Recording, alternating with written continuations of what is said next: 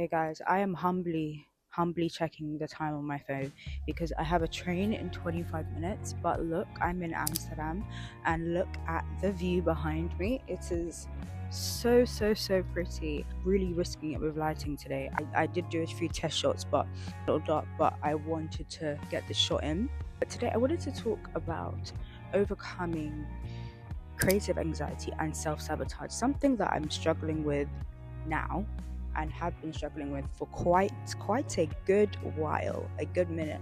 Let's see how much I can talk about within this short span of time. But essentially, like, for me, what creative anxiety looks like is holding back on my creativity because of an external factor, and that can look like many different things. Just hold on one moment. Sorry. Can we? Oh yeah, of course. I'm specifically wanting to make this video because it's difficult to keep showing up, and I feel like I've said this quite a few times, but I don't think many people know, unless you're like a creator who has been consistent, the difficulty of showing up all the time, especially when you're like not even mentally there. I've been getting creative anxiety, and I shared a little bit on one of my Instagram posts when I came back on Instagram like last week, I think, about this kind of thing of like feeling scared to post, and I never had that issue before.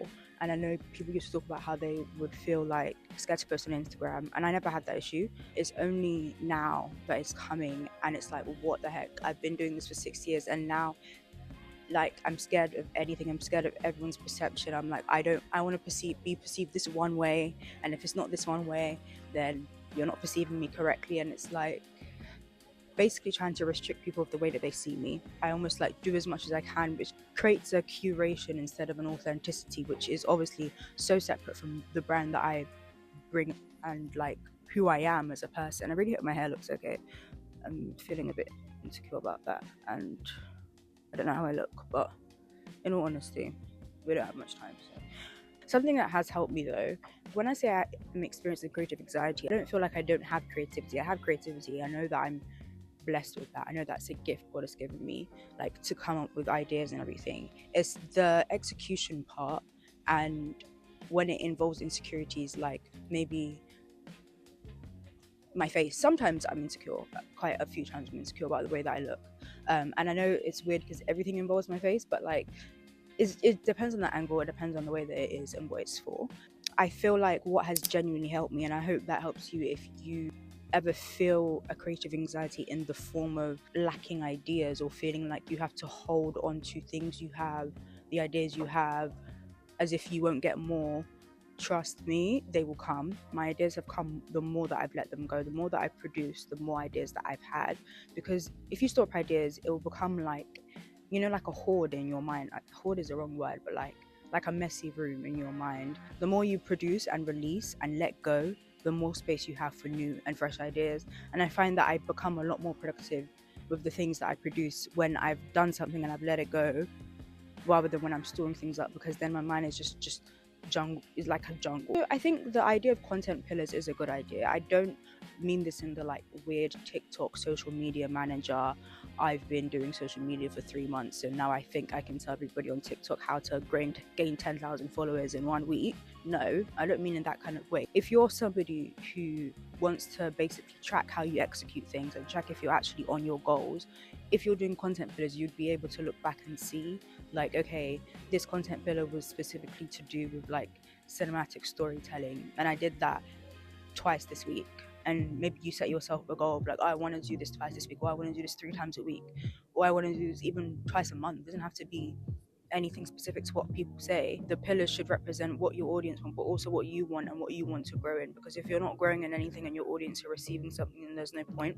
I think what's also helped me, the last thing that I'll say that's helped me, is progressive work over perfectionism. And again, perfectionism is something I am absolutely trying to die to. However, it is difficult. But what has helped is understanding that progressively, as you do better, as you do work, you get better. Like, the reality is, I've seen the skyrocketing of my content, and so have other people, and they've complimented me, and it's come through doing it rather than saying I need this to be perfect, when that's just not real. And I feel like sometimes, and again, I struggle with this, like, you have a picture in your mind and like it doesn't necessarily execute like that, and in your head you're kind of like, do you know what, like, because it's not looking the way it looks in my head, I'm not going to do it.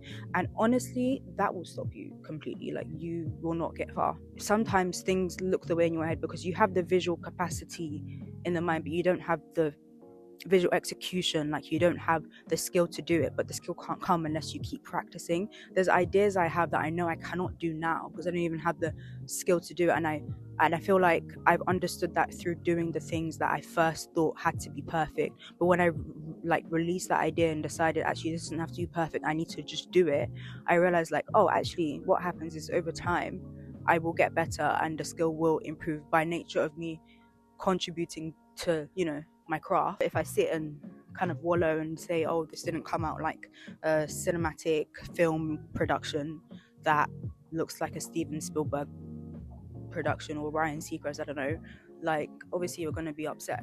I need to get my train, I'm not going to miss it. There's also some questions you can ask yourself as a creative, why did I say that, creative, who's trying to grow basically. And I asked myself, am I posting this for virality or for a community? You can have both, but wanting virality isn't a sin, but wanting virality only, I don't think that's a craft. Like, I think that's marketing, like, yes, to be able to know how to kind of get an audience going, but if you can't keep a community, then I don't think that's good marketing for anybody. Is this something that helps me develop in my craft or build a body of work? And is fear the root of why I'm not posting this, or is there any other reason, and is it actually valid? I wanted to get into self-sabotage, but I don't think I have time because of my train. But maybe I will talk about the signs of self-sabotage, and then maybe we'll do another video or something. One sign is you fear dreaming too big.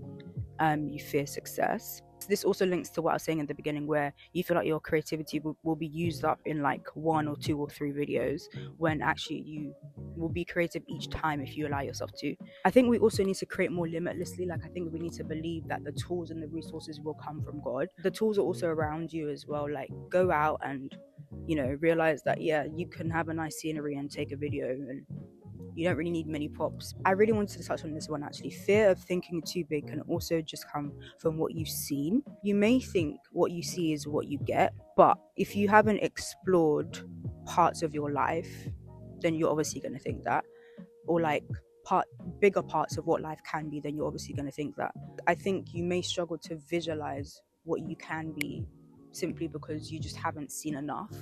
And I did want to touch on this specifically for like Black people or like the diaspora who may have experienced a background or growing up which was either underprivileged or just a bit filled with lack, or filled with kind of just this scarcity mindset, or this idea that you're just kind of doing this to live, and like you don't have enough for more. Like, abundance isn't really a thing. I genuinely think the way that Black people's minds are programmed in comparison to white people is absolutely insane, and it is genuinely to do with upbringing and things that we've been through and everything. Like, I know people say this, but like, surrounding yourself with the affluence and with the wealth and with the things that you actually want in your life, the more you actually realize that this is your next door neighbor. When you hear their story of, even if they are white and like, you know, yeah, even if they are white and they have certain privileges, like, still in comparison to you, they may still have some form of struggle. Everybody has a struggle, and it's more so how you get out of that struggle. And I feel like we see similarities in people's stories regardless of their race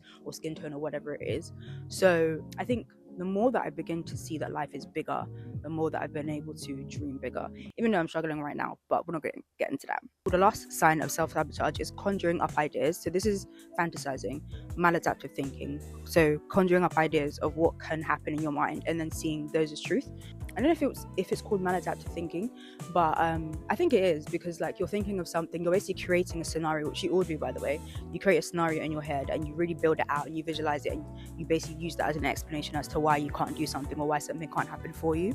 And then when you get somebody to actually tug you and be like, actually, or like, they can give you an alternative, a positive alternative, and be like, or this could happen, and then you're like, oh, like, I realized I actually just made up a whole scenario in my mind. And we do that. We're such visual beings, but we have to realize that our visual capacity or our visual senses or our visual strengths can also be used for evil. and you have to be able to clock that. So I'm going to end this video off by saying the less you self-sabotage, the more you get to exhaust every opportunity that's hidden inside of you. In changing your perspective, let every day be an opportunity to ask yourself, how can I use my free will even more today? Because how many times will God give you permission to do something, and every single time you'll sabotage those words to say, not me, I'm not worthy enough? Who told you?